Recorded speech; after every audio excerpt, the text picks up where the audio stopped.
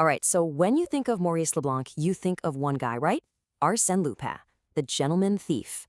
But what if I told you he wrote a Lupin story smack in the middle of World War I, where the famous thief is barely even there? Today, we're cracking open one of the strangest, darkest, and honestly most fascinating books in the entire saga, The Shell Shard. I mean, the setup sounds amazing, doesn't it? You've got the world's greatest thief operating in the shadows while the Great War is raging across France. You can just feel it, a story packed with espionage, murder, and high-stakes patriotism. But, and this is a big but, this is not your typical Lupin adventure.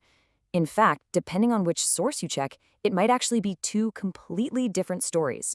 So the real question is, what is really going on in this novel? To get to the bottom of this, we've got to look at the book itself.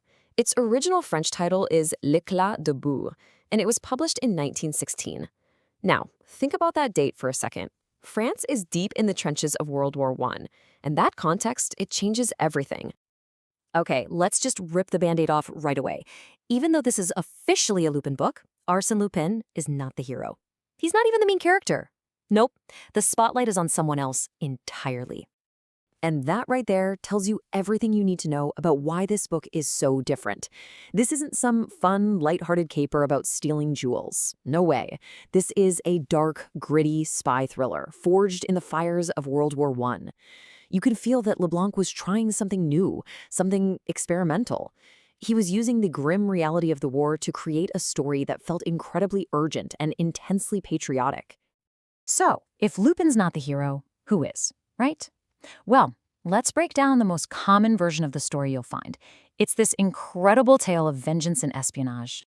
Meet our hero, Paul Delroze, a young, courageous Frenchman. His main rival, a ruthless German officer named Conrad. And of course, you've got your classic femme fatale, Elsa von Erlach, who's totally torn between her country and her feelings.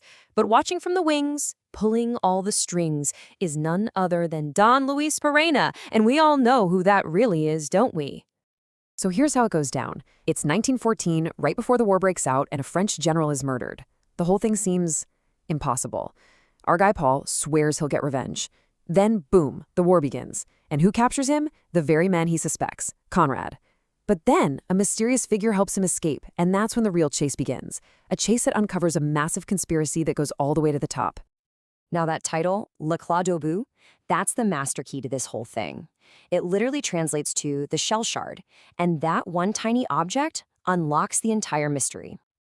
And this is where it gets so clever. At first, the shard is this totally impossible clue, right? I mean, how do you get a piece of an artillery shell at a murder scene before the war has even started? It makes no sense. But then you find out it's actually the key.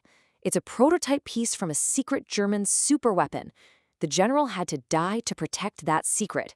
What a brilliant twist. Okay, so you're probably wondering, where the heck is Lupin in all of this? Well, he's there. Oh, he's definitely there. But he is not the Lupin you know. He is playing a whole new game now. Remember his alias from the novel 813, Don Luis Perenna? That's who he is here. And forget the charming thief. This is a tough-as-nails operative from the French Foreign Legion. He's a full-blown patriot, using all his genius for France. Lupin is basically the ultimate puppet master here. He stays deep in the shadows, never taking center stage. He just guides Paul, leaving little clues, clearing the way. He takes Paul's personal vendetta and transforms it into something bigger, a mission for France. And that's why this book is so important. It's the moment he fully transforms from a self-serving thief into a genuine patriot. So you might be thinking, why do we still talk about this weird, dark book where Lupin is barely in it? Well, it's because its legacy is so much bigger than just the story itself. It really boils down to three big things. First, this was powerful wartime propaganda. It was absolutely designed to get people fired up with a super-heroic France and a villainous Germany. Second, the tone is just relentlessly dark. It really captures the anxiety and horror of that time. And third, it was a huge experiment. It proved the Lupin universe could be more than just Lupin. But we're not done yet. There's one last mystery to unravel about the shell shard. Because the story I just told you, well, it might not be the only version of the story out there. And this is where things get really wild. There's another summary of this book floating around that tells a completely different story. Same title, same author, but the whole motivation behind the plot is different. What if the story isn't about revenge for a murdered general at all? Just look at this. In one story, our hero is Paul Delroze, and he wants revenge. In the other, his name is François Delroze, and the whole story is driven by him being jealous and suspicious of his new wife. In one, Lupin is the hidden puppet master. In the other, he's a total no-show. It's the same novel, but the very heart of the story is completely different. So, what are we supposed to make of all this? Well, even with all these differences, the core DNA is the same. You've always got a hero named Delroze. It's always set at the start of World War I. There's always a spy plot. And that éclat d'obus, that shell shard, is always the thing that reveals some hidden truth. So no matter which version you find, you're getting a story about war, honor, and the heavy weight of secrets. And that brings us to one last really interesting thought. The novel itself is about finding the truth in the middle of all the chaos of war. And here we are, over a century later, doing the exact same thing with the book itself, trying to figure out which story is the real one. It kind of makes you think, doesn't it?